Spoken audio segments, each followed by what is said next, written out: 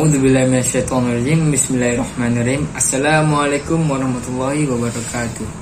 Alhamdulillah rabbil alamin, wassalatu wassalamu ala asyrafil anbiya'i wal mursalin wa ala alihi wa sahbihi ajma'in.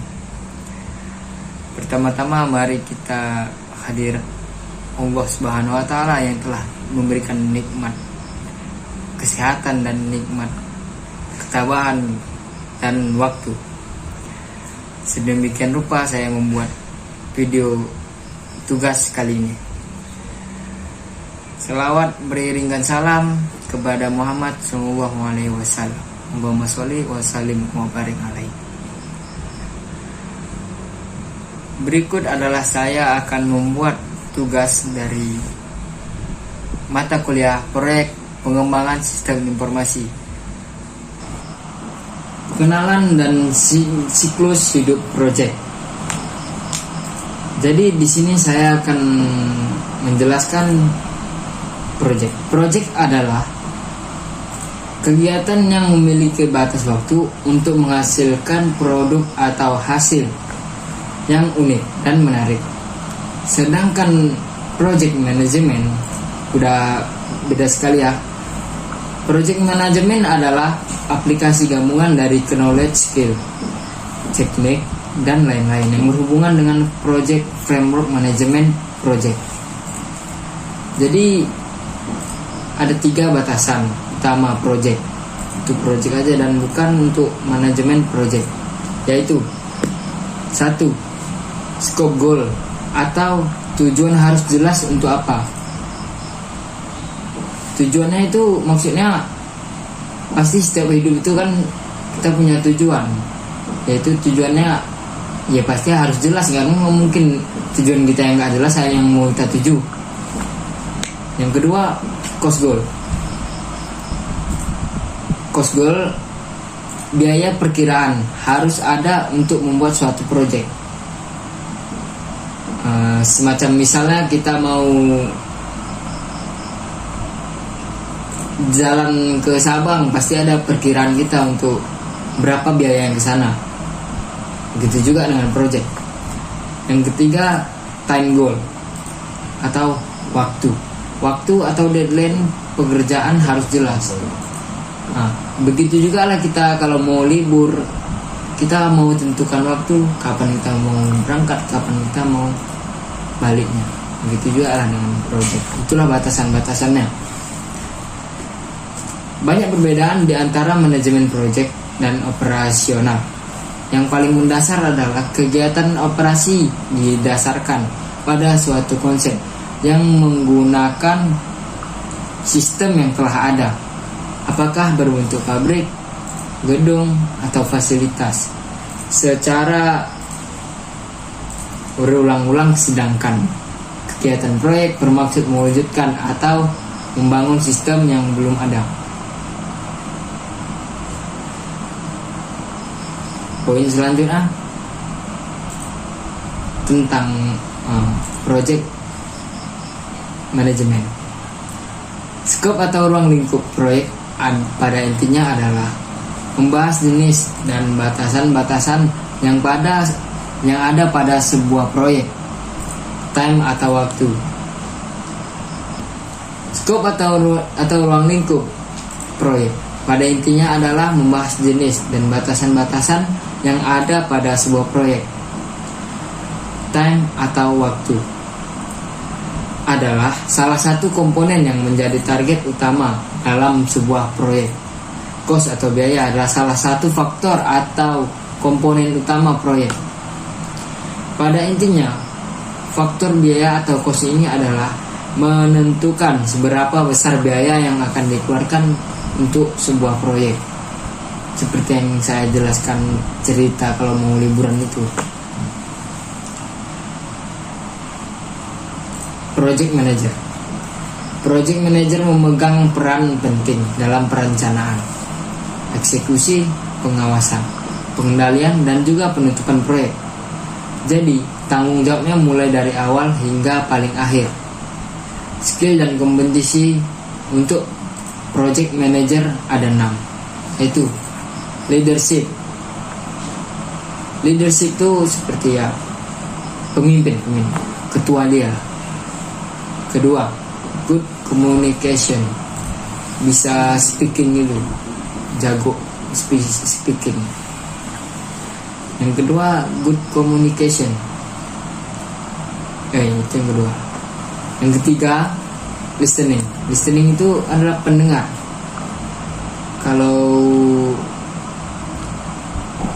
Kalau kata-kata seperti kata-kata mutiaranya, kalau mau didengar saat orang bicara, kita harus mendengar. Begitu juga lah kalau dalam project manager. Integrasi. People skill. Yang kelima, people skill. Skill tergantung orangnya di mana untuk bisa mengerjakan project tersebut. Baru yang keenam, team building skill. Kita kalau mau buatnya project tersebut, kita harus ada tim juga. Nggak mungkin juga kita buat sendiri bengek. 6. Poin yang keenam, siklus hidup proyek. 1. Ada 4. Yang pertama, fase inisiasi. Yang kedua, fase perencanaan. Yang ketiga, fase eksekusi. Yang keempat, fase penutupan. Yang ketujuh, maksudnya poin ketujuh, karakteristik daur hidup proyek. Ada 5. 1. Proyek bervariasi dalam ukuran dan kompleksitas. Tidak peduli seberapa besar atau kecil, sederhana atau kompleks, semua proyek dapat dipetakan dengan struktur siklus hidup berikut.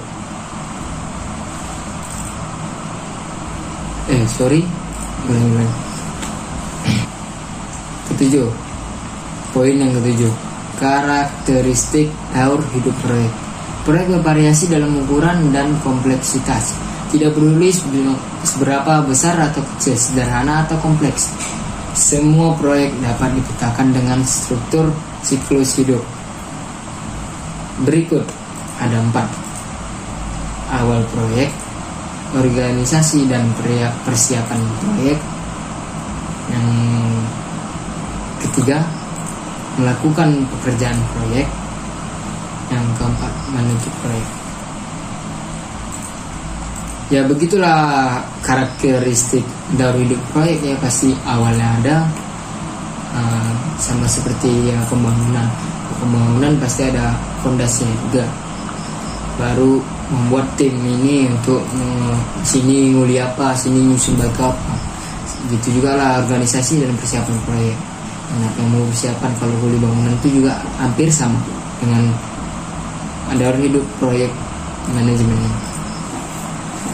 Sekian untuk rangkuman pertemuan 1. Pertemuan yang kedua, saya akan menjelaskan tentang manajemen integrasi proyek.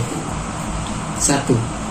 Manajemen integrasi proyek meliputi proses dan aktivitas yang diperlukan untuk mengidentifikasi, menggambarkan, kombinasikan, menyatukan, dan mengkoordinir berbagai aktivitas manajemen proyek dan proses-proses dalam kelompok proses manajemen proyek.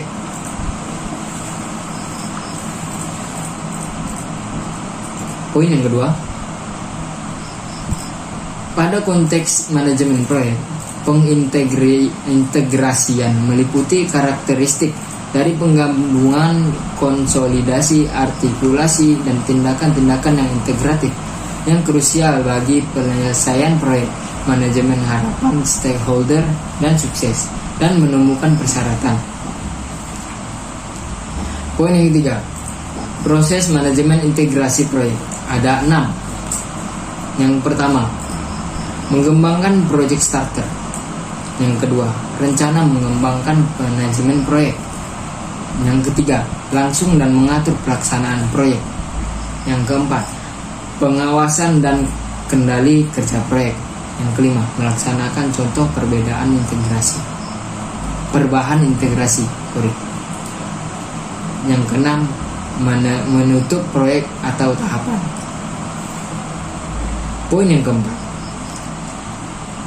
untuk manajemen integrasi proyek. Aktivitas yang dilakukan tim manajemen proyek ada 4. Memahami bagaimana mengambil informasi dan merubahnya ke satu rencana proyek.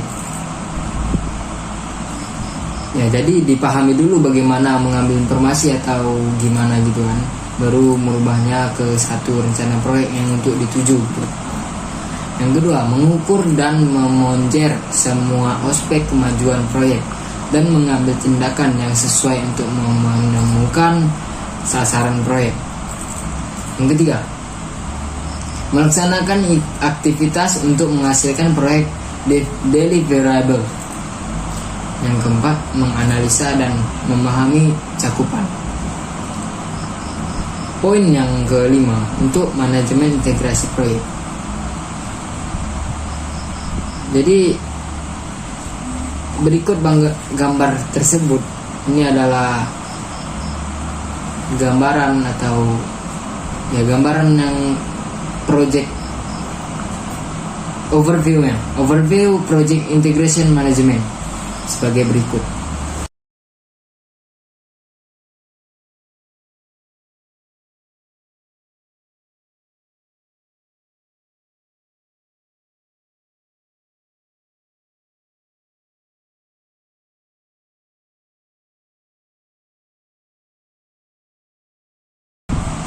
Yang keenam, poin yang keenam, pengembangan project charter.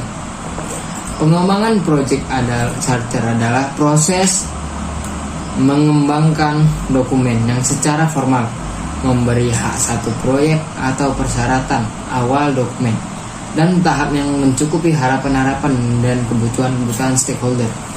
Hal ini membentuk hubungan kerjasama penyelenggara organisasi dan pemohon organisasi atau pelanggan pada kasus dari proyek-proyek eksternal.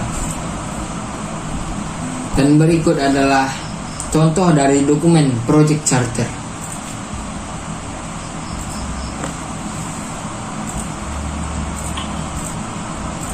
Oke, sekian untuk rangkuman tentang judul besarnya manajemen integrasi proyek. Selanjutnya, di sini saya akan membahas manajemen cakupan proyek dengan 7 poin. Yang pertama, poin yang pertama, dalam konteks proyek, cakupan bisa berarti cakupan produk, cakupan proyek. Cakupan produk, semua fitur dan fungsi yang menjadi karakter atau sifat suatu produk atau jasa atau hasil proyek. Dan cakupan proyek, semua pekerjaan yang harus diselesaikan dalam menghasilkan produk dengan fitur dan fungsi yang tertentu. Dan cakupan proyek perlu dikelola dengan baik untuk disusun rencana manajemen cakupan proyek. Poin yang pertama. Poin yang kedua,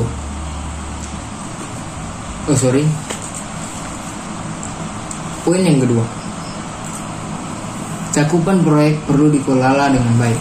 Untuk itu disusun rencana manajemen cakupan proyek. Rencana cakupan proyek dijadikan dasar dalam memutuskan selesainya suatu proyek atau fase proyek. Dan rencana cakupan proyek meliputi ada 3. Rencana manajemen cakupan proyek 2. Yang pertama, yang 1, rencana manajemen cakupan proyek. 2, pernyataan cakupan proyek. 3, work breakdown structure atau WBS dan penjelasan. 3. Poin yang ketiga, mencakup proses-proses yang diperlukan untuk menjamin proyek melakukan semua pekerjaan yang diperlukan dan hanya yang diperlukan untuk menyelesaikan proyek dengan sukses.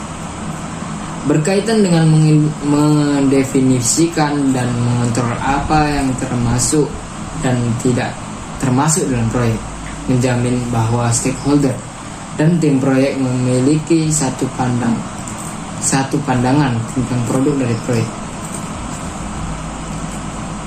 Poin yang keempat, perencanaan, monitoring, dan pengawasan. Perencanaan merencanakan manajemen cakupan, mengumpulkan kebutuhan, mendefinisikan cakupan, dan membuat WBS. Dan monitoring dan pengawasan, memvalidasi cakupan, mengontrol cakupan. Berikut adalah proses merencanakan manajemen cakupan proyek. Inputnya, rencana manajemen cakupan. Inputnya 1, rencana manajemen cakupan. 2, rencana manajemen kebutuhan. 3, rencana manajemen stakeholder. 4, register stakeholder. 5, project charter. Jadi yang diperlukan tools dan teknik. Yang diperlukan adalah pertimbangan ahli dan pertemuan. Jadi outputnya keluarnya 1, rencana manajemen cakupan. 2, rencana manajemen kebutuhan. 6,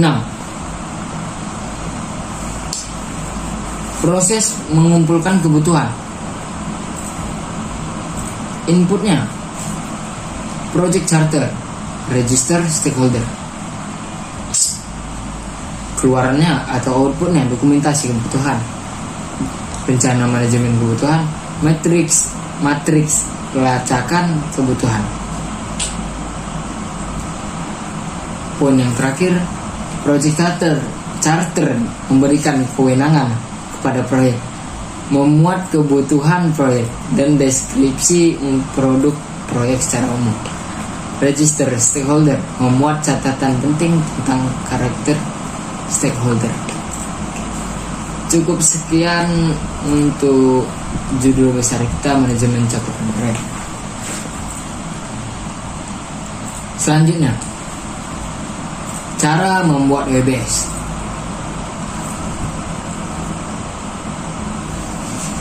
WBS adalah singkatan dari Work Breakdown Structure. Jadi WBS digunakan untuk melakukan breakdown atau memecahkan setiap proses pekerjaan menjadi lebih detail. Jadi yang nggak detail itu kan bisa kita detailkan lebih mendetail lagi dengan WBS. WBS juga berfungsi agar proyek yang dibuat bisa meminimalisirkan kesalahan dalam pembuatan dalam suatu proyek, dan proyek yang dibuat terselesaikan dengan lebih baik. Jadi ada tahapan-tahapan dalam pembuatan WBS. Keempat ya. Yang pertama, menentukan kegiatan utama dari proyek yang dijabarkan lebih lanjut menjadi subproses atau kegiatan. Yang kedua, mengidentifikasi biaya, anggaran, dan sumber daya yang dibutuhkan. Ketiga, jenis kegiatan aktivitas yang bisa dilakukan. Yang keempat, kegiatan pengawasan yang diperlukan. Itu adalah tahapan dalam pembuatan WBS. Jadi di sini ada struktur rincian kerja WBS. Gimana cara rinci strukturnya untuk merincikan kerja WBS itu gimana? Tujuan proyek, tahapan proyek, daftar tugas pada setiap tahapan.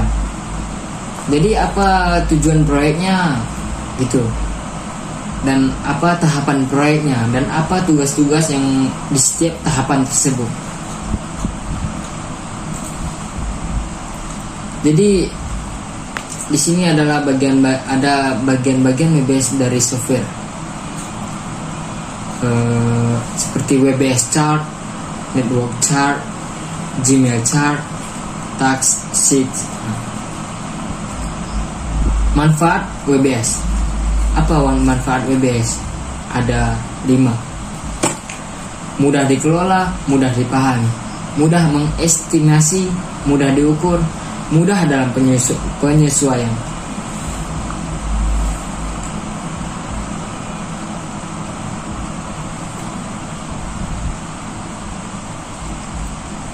Berikut adalah cara membuat WBS.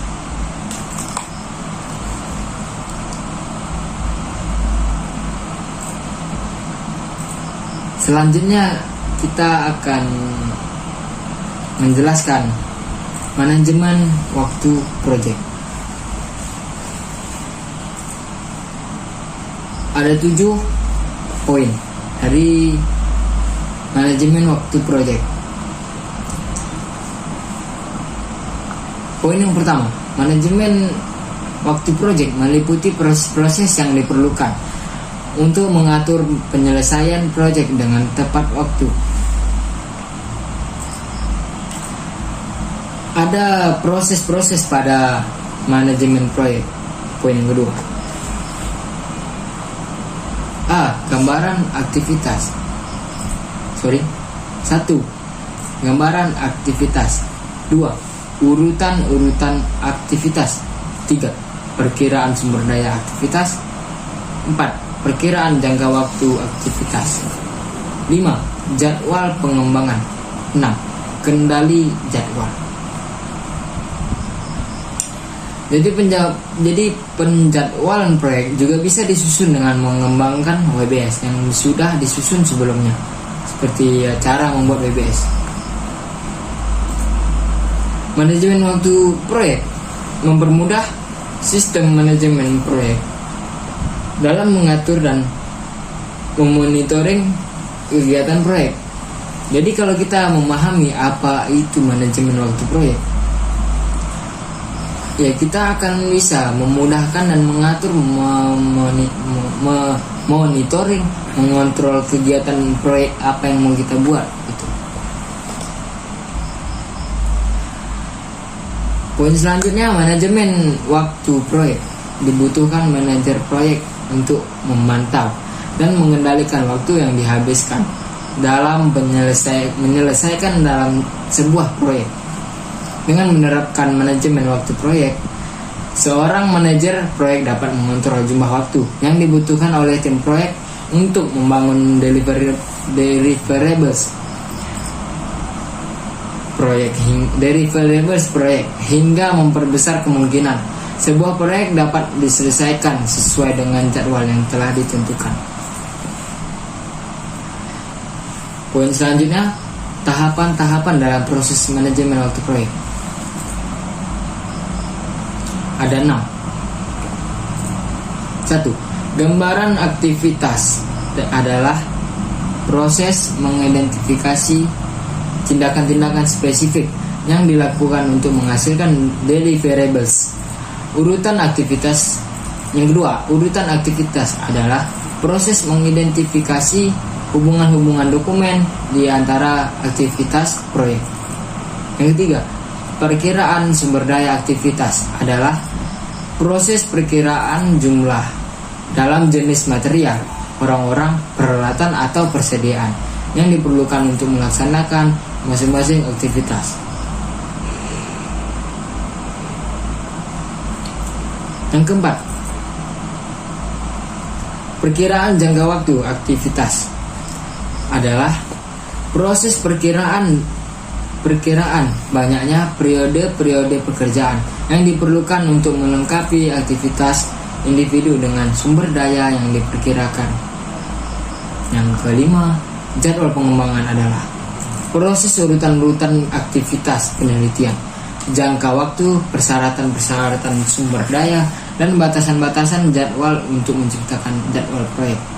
Yang keenam, atau yang terakhir, kendali jadwal. Kendali jadwal adalah proses pemantauan status proyek untuk memajukan proyek dan mengatur perubahan-perubahan untuk jadwal baseline.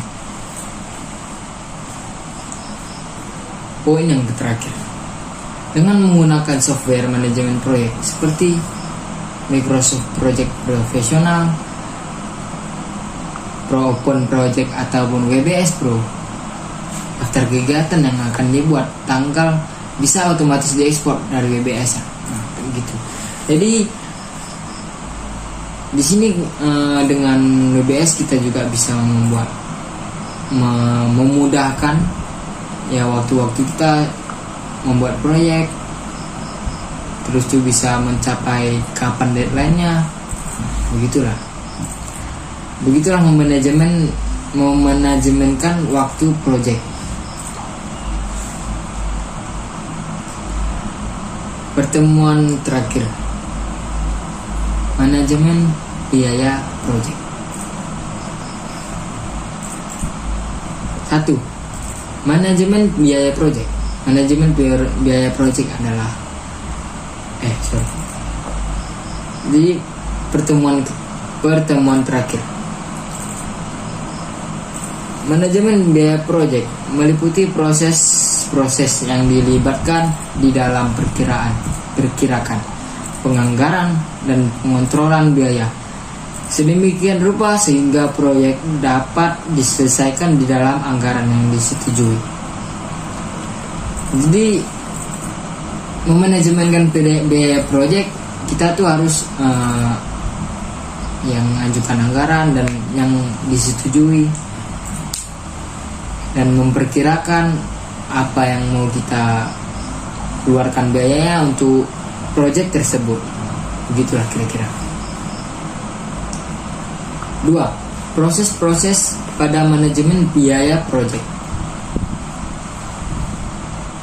Kalau dipikir pun ya, manajemen biaya proyek, kita memanajemenkan atau mengurus lah begitu, biar mempermudah biaya proyek kita. Dan beginilah proses-proses perkiraan biaya.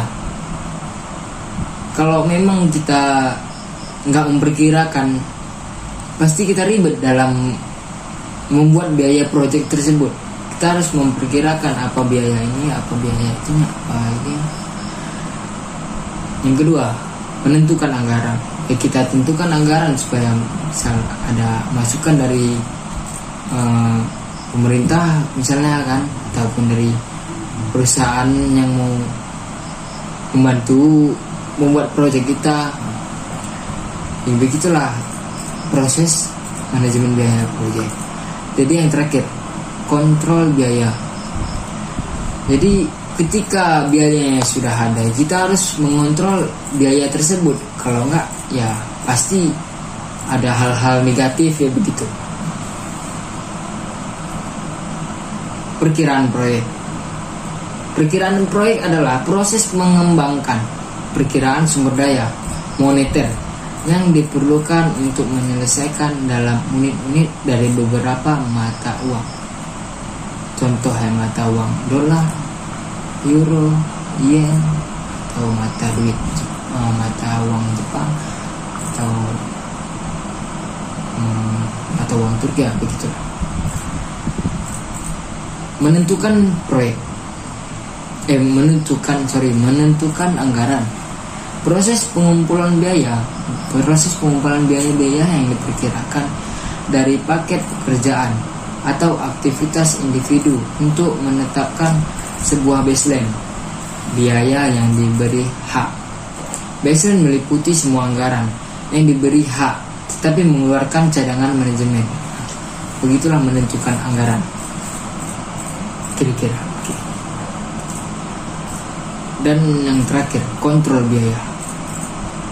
Proses pemantauan status proyek untuk membaharui anggaran proyek dan manajemenkan perubahan-perubahan untuk biaya baseline. Jadi kita harus pantau biaya tersebut. Kalau misalnya kita harus membeli sesuatu, kita harus memantau lah biar tidak ada hal negatif begitu. Dan kalau misalnya sekiranya ataupun ada harga naik ataupun ada harga turun, ya begitulah cara memanajemenkan, gimana kita cara memanajemenkan biaya proyek tersebut. Jadi cukup sekian penjelasan saya tentang mata kuliah saya, proyek pengembangan sistem informasi. Kalau ada salah, saya minta maaf. Kalau ada kekurangan, mohon dimaklumi. Saya Bagas, sekian, terima kasih. Assalamualaikum warahmatullahi wabarakatuh.